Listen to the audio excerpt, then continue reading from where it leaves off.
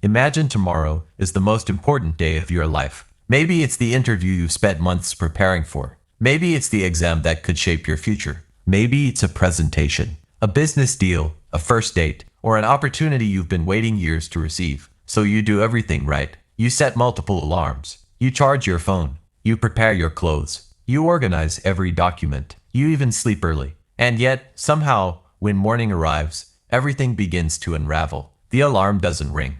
You wake up late. Your phone battery is almost dead. The internet suddenly stops working. Traffic appears from nowhere. You spill coffee on your shirt. You forget something important. And with every new problem, a strange feeling grows stronger. It feels as if the universe has chosen this particular day to test you. Almost everyone has experienced a day like this. A day when one problem somehow becomes five. When five become 10. When it seems as though reality itself is conspiring against you. And whenever that happens, someone usually says the same thing. That's Murphy's Law. Anything that can go wrong, will go wrong. It's one of the most famous phrases in the world. People use it in offices, in schools, at airports, during weddings, during business meetings, even during space missions. But here's the strange part. Most people who quote Murphy's Law have no idea where it came from. And even more surprisingly, most people completely misunderstand what it actually means. Because Murphy's Law is not really about bad luck. It's not about fate. It's not about the universe being against you. The truth is far more fascinating. And to understand it, we need to start with a simple question. Why do bad things seem to happen together? Why does one small problem often trigger another? Why does a bad day feel like a chain reaction? To explore that question, imagine someone named Rahul. Not because Rahul is special, but because Rahul is all of us. One Monday morning, Rahul wakes up 10 minutes late. Not a disaster, just 10 minutes. But because he's late, he rushes. Because he's rushing, he skips breakfast. Because he skips breakfast, he's hungry and distracted. Because he's distracted, he forgets his phone charger. Because he forgets his charger, his phone dies during the afternoon. Because his phone dies, he misses an important message. Because he misses the message, he arrives at the wrong meeting. Because he arrives at the wrong meeting, he becomes stressed. Because he's stressed, he makes more mistakes. By evening, Rahul feels cursed. He sits alone wondering why everything went wrong.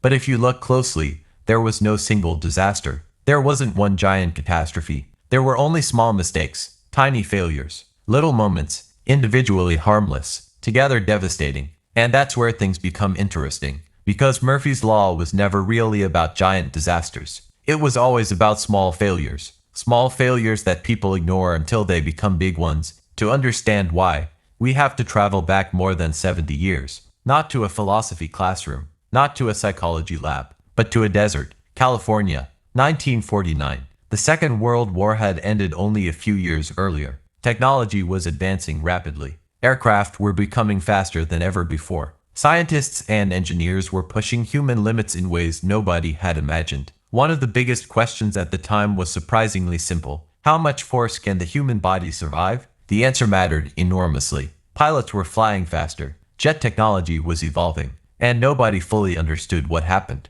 to the human body during extreme acceleration and sudden deceleration. To solve this problem, the United States Air Force launched a project involving one of the most dangerous experiments ever conducted. Rocket sled tests. Imagine sitting in a seat mounted on rails. Now imagine rockets attached to that seat. Then imagine accelerating at terrifying speeds before stopping almost instantly. The forces involved were enormous. The experiments were brutal. And leading much of this work was a military doctor named John Stapp. What made Stapp extraordinary was that he often became the test subject himself. He repeatedly exposed his own body to extreme forces. His vision blurred. Blood vessels burst. Bones and muscles endured incredible stress. Every experiment collected valuable data. Data that would later help improve aviation safety and save countless lives. Working alongside these efforts was an aerospace engineer named Edward Murphy Jr. And one day, something happened that would change history. Murphy's team had installed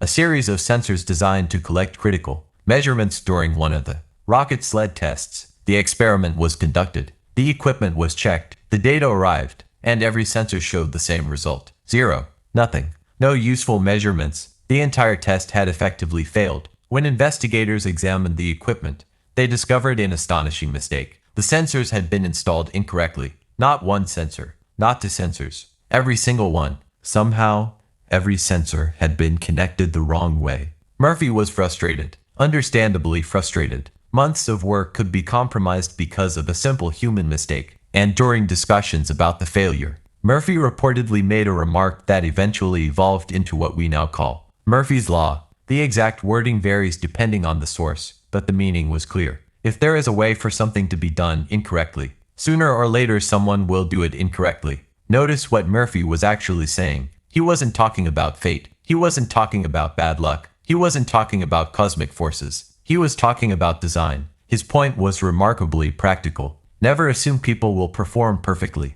Never assume mistakes won't happen. If an error is possible, then eventually someone will make it. Therefore, good systems should be designed with that reality in mind. That was Murphy's insight, and it was brilliant, because it shifted attention away from blame and toward prevention. Instead of asking, who made the mistake, Murphy's mindset asks, why was the system vulnerable to the mistake in the first place? That way of thinking eventually spread throughout engineering, aviation, medicine, manufacturing, and countless other industries. Yet somewhere along the journey, the meaning changed. The public transformed Murphy's practical engineering principle into something entirely different. A law of bad luck, a joke about life, a belief that whenever things can go wrong, they inevitably will. And that's where psychology enters the story. Because the reason Murphy's law feels true has less to do with reality and far more to do with the way our brains work. Imagine 2 different days. On the first day, 100 things go right. You wake up safely. Your heart beats normally. Your car starts. Your internet works. Your food is fine. Your conversations go smoothly. Nothing remarkable happens. On the second day, 99 things go right. 1 thing goes wrong. Your laptop crashed. Which day will you remember more clearly? Almost certainly the second one, because the human brain is naturally drawn toward negative experiences. Psychologists call this negativity bias. Negative experiences leave deeper emotional footprints than positive ones. 1 insult can outweigh 10 compliments. 1 failure can overshadow months of success. 1 embarrassing moment can survive in memory for years. Our ancestors evolved in dangerous environments. Failing to notice threats could be fatal. Missing positive information rarely carried the same consequences. As a result, the human brain became exceptionally skilled at identifying problems. Even today, that ancient survival mechanism continues influencing our perceptions. But negativity bias is only the beginning. Another powerful force is confirmation bias. This bias operates in a deceptively simple way. Once you believe something, your brain starts searching for evidence that confirms it. Suppose you believe you always choose the slowest checkout line. Every time it happens, you notice. Every time it doesn't happen, you ignore it. Gradually, your belief feels stronger. Not because it's true, but because your attention is selectively collecting supporting evidence. The same thing happens with Murphy's Law. If you believe bad luck follows you, every inconvenience becomes evidence. The traffic jam becomes evidence. The delayed flight becomes evidence. The lost keys become evidence. The broken charger becomes evidence. Soon it feels undeniable. It feels like proof. Yet reality may be telling a completely different story. And then there is probability. Perhaps the most misunderstood character in this entire story. Most people think unlikely events are impossible. They aren't. They're merely unlikely. Imagine flipping a coin. 1 flip tells you almost nothing. But flip enough times and strange patterns inevitably emerge. Sometimes you'll see 5 heads in a row.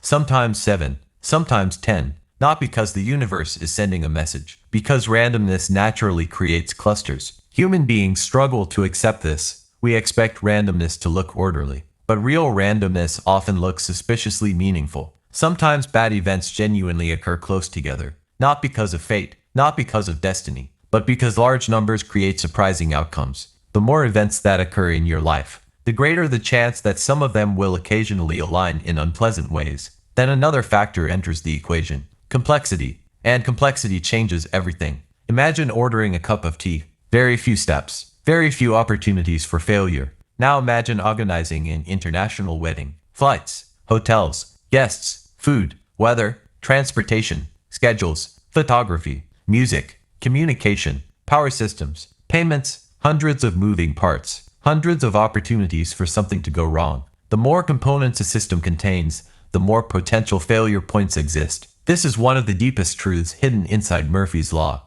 Complex systems naturally create more opportunities for mistakes, not because the universe hates complexity, because complexity creates probability. Engineers understand this better than almost anyone. That's why modern airplanes contain backup systems, and backup systems for the backup systems. Not because engineers are pessimists, because they are realists. They understand that failures happen, components break, humans make mistakes, unexpected situations occur. The goal is not preventing every failure. The goal is ensuring that one failure doesn't become a catastrophe. In fact, many famous disasters throughout history weren't caused by a single mistake. They were caused by chains of small mistakes. A warning ignored, a sensor malfunctioning, a communication breakdown, a delayed response, an assumption that proved incorrect. Individually harmless, collectively disastrous. Again and again, investigators studying accidents discover the same pattern. Rarely does one giant error cause catastrophe. Instead, multiple small vulnerabilities align at exactly the wrong moment, like dominoes falling,